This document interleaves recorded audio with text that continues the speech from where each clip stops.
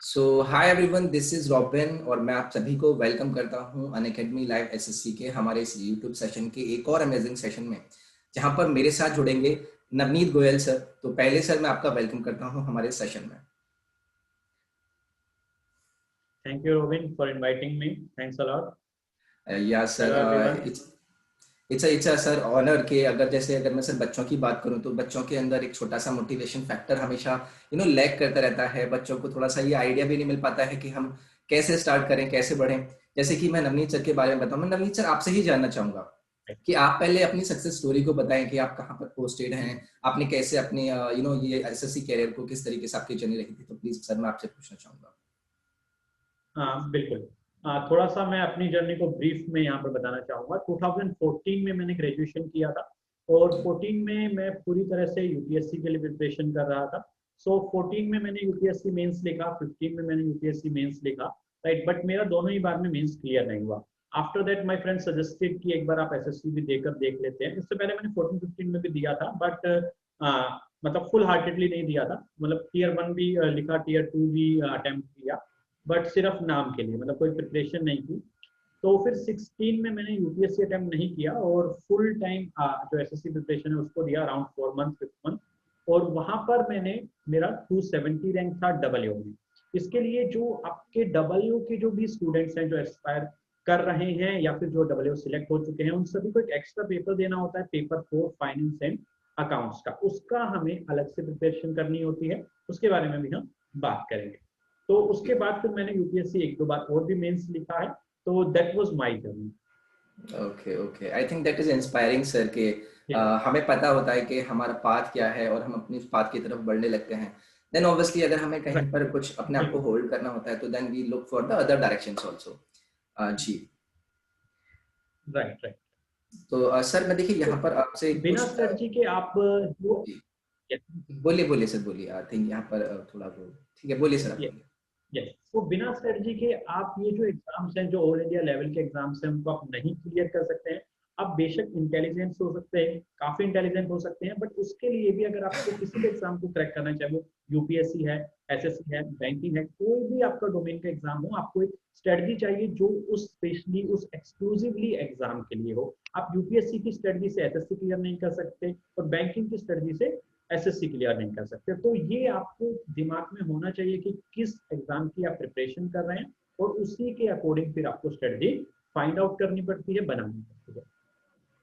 बिल्कुल बिल्कुल सही। तो सर यस सर। देखिए यहाँ पर हम एक्चुअली ना स्टूडेंट्स के मैं डाउट्स लेकर आऊँगा, क्योंकि बहुत फ्रेश बच्चे जैसे कि अपने इस एसएससी के मैदान में उतरते हैं तो बिल्कुल। उनके सामने बेसिक डाउट यही रहता है कि यार अभी ठीक है, मुझे पैटर्न पता है, क्या क्या मुझे मिलने वाला है, इतने टीयर्स होते हैं, इसी तरीके से मुझे एग्जाम को फॉलो करना है। तो सर एज अ गाइडर मैं आपसे पूछूंगा कि सर आप उन स्टूडेंट्स को किस तरीके से गाइड करना चाहेंगे कि वो अपने आप को मोटिवेटेड रखें कि मैं इस एसएससी एग्जाम को वन गो, या फिर बहुत से ऐसे स्टूडेंट होते हैं जो रिपीट भी कर रहे होते हैं, तो मैं अपने इस एग्जाम को किस तरीके से, कौन सी स्ट्रेटेजीज में फॉलो करूं। तो आप सर अपने वर्ड्स में कैसे बच्चों को बताना चाहेंगे कि आपको इस तरीके के पैटर्न को फॉलो करना चाहिए। बिल्कुल। हम लोग इसमें काफी सारी चीजों की बात करेंगे, बट स्पेशली उन चीजों की बात करेंगे जो नए स्टूडेंट्स हैं या फिर जिन्होंने अभी तैयारी में बहुत ज्यादा टाइम नहीं दिया है, और जो कुछ बेसिक मिस्टेक्स हैं जो 95% स्टूडेंट्स करते हैं। जैसे कि एक सबसे बड़ी बेसिक मिस्टेक की हम लोग बात करेंगे। बहुत जी।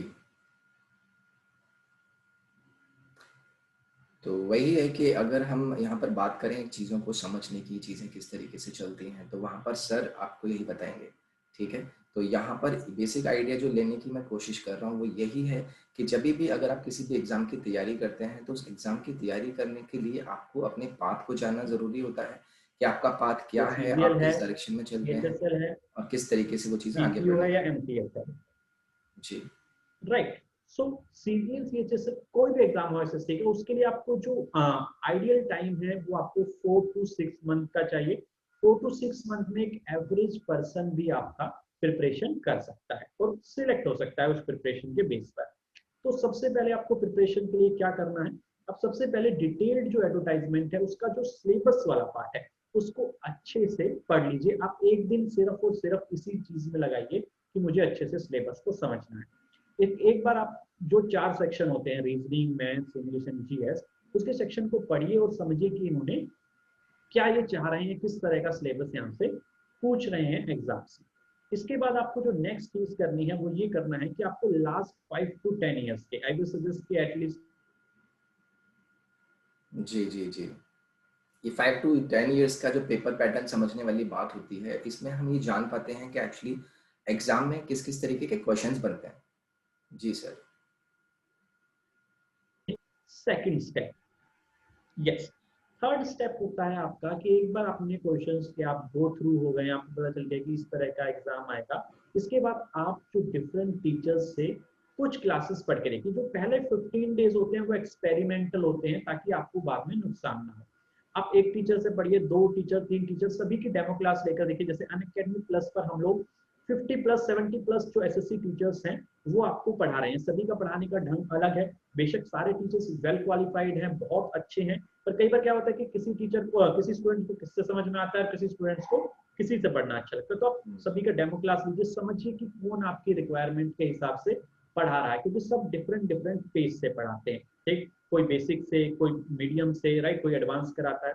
तो आप उसको एक बार पढ़ने के बाद अपने जो टीचर्स हैं उनको सिलेक्ट कर लीजिए कि मैं इन टीचर से पढ़ूं। This is third step.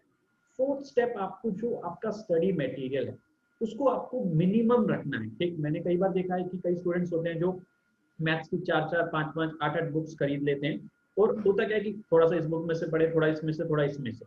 उसके बाद जब आपका एग्जाम पास में आ जाता है, सिर्फ 2 महीने रह जाते हैं, सिर्फ 1 महीना रह जाता है, तब आप रिवीजन नहीं कर पाते क्योंकि आपने सिंगल बुक नहीं पढ़ा। तो आप पहले सिलेबस के हिसाब से उस जो आपका, आप कह सकते हैं कि जो मटेरियल है, जो स्टडी मटेरियल है उसको, या फिर जो क्लास प्लस नोट्स, दोनों चीजों का आप एक बार डिसाइड कर लीजिए कि मुझे सिर्फ इतनी यूनिट पढ़ना है। एक बार आपने डिसाइड कर लिया इतनी यूनिट पढ़ना है, तो आप उसी को पढ़िए। बट इससे फायदा क्या होगा, तो आपका कम टाइम लगेगा, प्लस आपको रिवीजन के लिए टाइम लगेगा, जो सबसे मेजर स्टेप है और मोस्टली लोग मिस कर देते हैं। जो आपका रिवीजन है, रिवीजन आपको प्री से पहले कम से कम 2 बार रिवीजन करना ही करना। फिफ्थ और लास्ट स्टेप है आपका मॉक्स। आप कितना भी पढ़ लीजिए, कितना भी रिवीजन कर लीजिए, बट अगर आप प्रैक्टिस नहीं कर रहे हैं, मॉक्स नहीं कर रहे हैं, तो आई एम रिग्रेट टू से कि आप सिलेक्ट नहीं होंगे। एटलीस्ट आप मॉक्स शुरू से कीजिए। जब आपका 30-40% सिलेबस हो जाए तब से आप मॉक लगाना स्टार्ट कीजिए, ताकि आपको पता चले कि आप कहाँ पर स्टैंड करते हैं। जो आपके आप कह सकते हैं वीक एरिया है, जो आपको मॉक से पता चलेगा कि ये मेरे वीक एरिया है, उन पर आप प्रैक्टिस चालू रखिए। और वीक में एक बार या 2 वीक में एक बार जो आपके स्ट्रेंथन एरियाज हैं, जो आपके स्ट्रॉन्ग एरियाज हैं, राइट, उनको भी आप प्रैक्टिस करते रहिए। तो ये 5 स्टेप में हम लोगों ने पूरी स्ट्रेटजी को समराइज किया है रोबिन। जी जी जी सर, जैसे आपने यहाँ पर कुछ बात करी थी, आपने बताया कि किस तरीके से बच्चों को अपनी स्ट्रैटेजी को, इन 5 स्टेप्स को फॉलो करके वो अपनी प्रिपरेशन को आगे बढ़ा सकते हैं। सर यहाँ पे फिर से एक डाउट निकल कर आता है, अगर मैं एक एस्पायरेंट के तौर पे आपसे पूछना चाहूँ कि बहुत से बच्चों को होता है कि मैं अपना डेली शेड्यूल किस तरीके का रखूँ, मैं किस तरीके की तैयारी को अपने आगे बढ़ाऊँ, डेली किस तरीके से अपने चारों सब्जेक्ट को मैनेज करूँ, तो उसके लिए क्या कहेंगे सर आप? सो आपका पूछने का, और जो मोस्ट एस्पायरेंट होते हैं वो ये पूछते हैं कि मैं किस सब्जेक्ट को कितना टाइम दूं, कब क्या पढूं, कैसे पढूं। ये चीजें जो टाइम टेबल आप कह सकते हैं, अगर हम लिटरल सेंस में देखें, तो लोग पूछते हैं कि टाइम टेबल में कैसे बनाऊं। तो टियर 1 में जो हम लोगों को 4 सब्जेक्ट्स देखने को मिलते हैं, रीजनिंग, मैथ, इंग्लिश और जीके। अब जो जीके वाला पोर्शन है वो आपका बहुत इंपॉर्टेंट है, और उसमें मार्क्स बहुत ज्यादा वेरी करते हैं कि कई स्टूडेंट्स मैंने देखा है 35+ स्कोर करते हैं। मेरा स्कोर 16 में 47.5 था, बट कुछ लोग उसमें 0, 2, 5, 7 इस तरह से भी स्कोर करते हैं, सिंगल डिजिट में भी। तो आपको करना क्या है, मैथ्स एंड इंग्लिश, ये 2 सब्जेक्ट आपके मेंस में भी आते हैं, प्री में भी आते हैं, इन पर आपको ज्यादा फोकस रखना है। तो मेन स्ट्रेटजी ये होती है कि आप दिन में, आप एक दिन में 7 आवर्स निकालेंगे मैथ्स प्लस इंग्लिश के लिए। और उसमें आप क्या करेंगे, 1 सेकेंड, यस, तो उसमें आप क्या करेंगे, जो आप निकाल रहे हैं 7 आवर्स, उसमें से आप 4 आवर्स देंगे अपने। जी, मेरे ख्याल से जैसे आप बता रहे हैं कि अपने डेली शेड्यूल को हम किस तरीके से अपने सामने रखते हैं, डेली शेड्यूल को हमें किस तरीके से आगे लेके बढ़ना होता है, तो द थिंग इज कि आपको चारों सब्जेक्ट्स को कितना आवर्स देना है, ये प्रायोरिटाइज करना पड़ता है। तो इसी प्रायोरिटी के आधार पर, जैसे कि सर आपको बता रहे थे कि 7 आवर्स आप अपना डेली शेड्यूल में बना लीजिए, जिसके अंदर आप क्वांट और इंग्लिश को इस सेकंड तरीके स्टेप, से समझ। जी यस, जी सेकंड स्टेप जो आपका है, जो 7 आवर्स के बाद आप 2 आवर्स डेली आप जीके को देंगे। ये आप करेंगे 6 डेज अ वीक, राइट।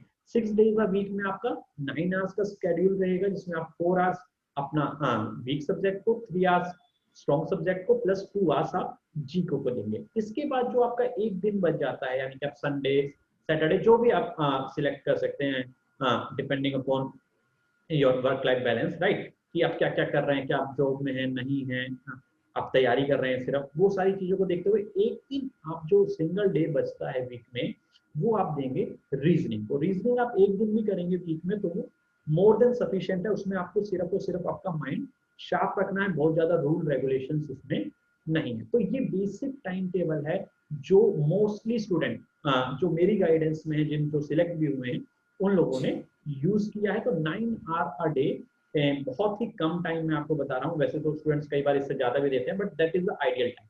बहुत ज्यादा आपको 14-15 भी नहीं देना है, क्योंकि वो आइडियल नहीं है, उतना आप कर नहीं सकते। जी। तो बिल्कुल सर, जैसे आपने शेड्यूल को बताया, आपने अपनी ये 5 स्टेप जो बच्चे को, कोई भी नया बच्चा जब एग्जाम के लिए उतरता है तो उसको ये जिस तरीके से फॉलो करने चाहिए, ये आपने बताया।